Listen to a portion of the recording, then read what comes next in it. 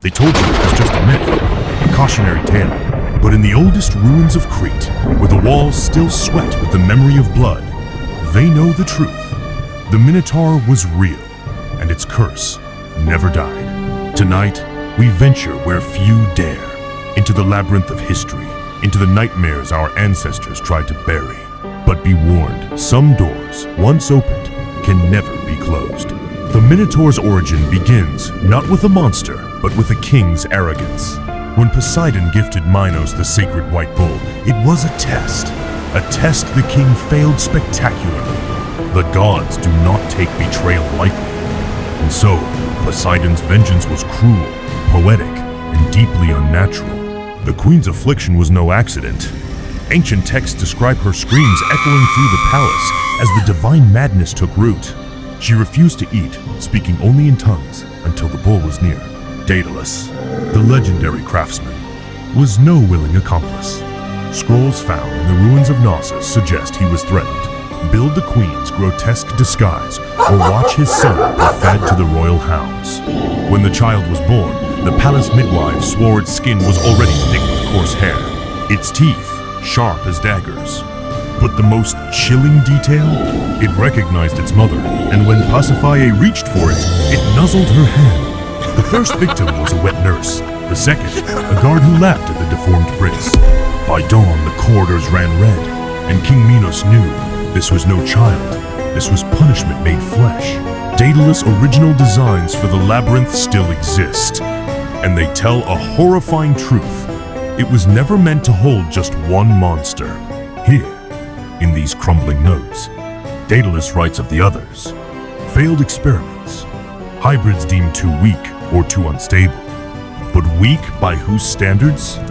The sacrifices were real, but not all were eaten. Some were changed.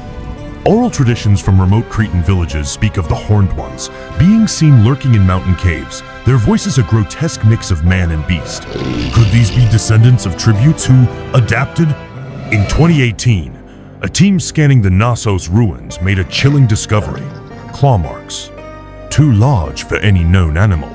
And they were not just at ground level, they went up, as if something had learned to climb. Theseus did not just take Ariadne's thread into the labyrinth. He took her silence. Athenian propaganda painted the Minotaur as a mindless horror. But Cretan accounts describe something far worse, a creature that spoke, that begged. This pottery fragment, found in a merchant's grave, contains the only surviving record of Theseus's confession. According to the scribe, the Minotaur's final words were, "Father."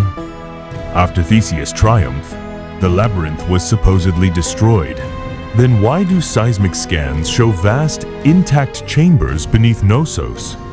And why, in 1993, did workers installing sewer lines report hearing, breathing? Dr. Elias Kostas was the sole survivor of the 87 dig. His journal, recovered from his asylum room, describes pale things with too many joints dragging his team into the walls. Since 2001, over 200 cattle in rural Crete have been killed in ways that defy explanation. No footprints, no blood trails, just precision. And the patterns? They match Daedalus' original blueprints. Some say it is just creepypasta. But why do these sightings spike every 9 years? Why do the dates align perfectly with the ancient tribute cycles? We like to think the age of monsters is over, that science has explained every shadow. But deep beneath Crete, in the dark we've tried so hard to forget, something is waiting. And it remembers what we owe.